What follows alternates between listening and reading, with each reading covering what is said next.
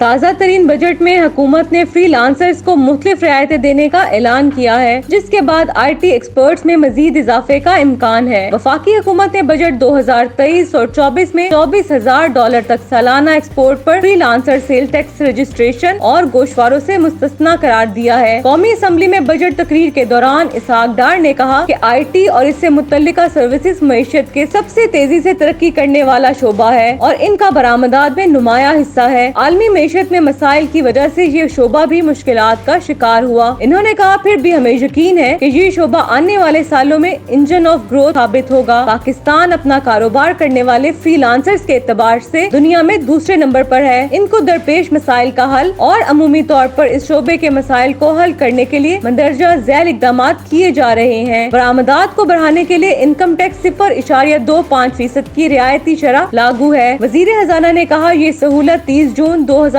تک جاری رکھی جائے گی۔ فری لانسرز کو ماہانہ سیلز ٹیکس گوشوارے جمع کرنے میں دشواری کا سامنا کرنا پڑتا ہے۔ کاروباری ماحول میں آسانیاں پیدا کرنے کے لیے $24,000 تک سالانہ ایکسپورٹ پر فری لانسرز کو سیل ٹیکس رجسٹریشن اور گوشواروں سے مستثنی قرار دیا گیا ہے۔ اس کے علاوہ ان کے لیے ایک سادہ single page income tax return کا اجرا کیا جا رہا ہے۔ انہوں نے کہا کہ I T enabled service and I T providers کو اجازت ہوگی کہ وہ اپنی برآمدات کے 1% کے برابر مالیت کے soft where and hard where بغیر کسی ٹیکس کی درآمد حاصل کر سکیں گے۔ ان درآمدات کی حد $50,000 سالانہ مقرر کی گئی ہے۔ آئی ٹی اور آئی ٹی سروسز کے لیے ایکسپورٹرز کے لیے آٹومیٹڈ ایگزمپشن سرٹیفکیٹ جاری کرنے کو یقینی بنایا جائے گا۔ اسحاق ڈار نے کہا ہے کہ آئی ٹی شعبے کو SMES کا درجہ دیا جا رہا ہے، جس سے اس شعبے کو کنسیشنل انکم ٹیکس ریٹس کا فائدہ ملے گا۔ آئی ٹی کے کاروبار کی مانیٹرنگ کے لیے وینچر کیپٹل کی بہت اہمیت ہے۔ بجٹ میں 5 ارب روپے سے کاروباری سرمایہ کی فراہمی کے لیے حکومتی وسائل سے وینچر کیپٹل فنڈ کا قیام کیا جائے گا۔ آئی سی ٹی کی حدود میں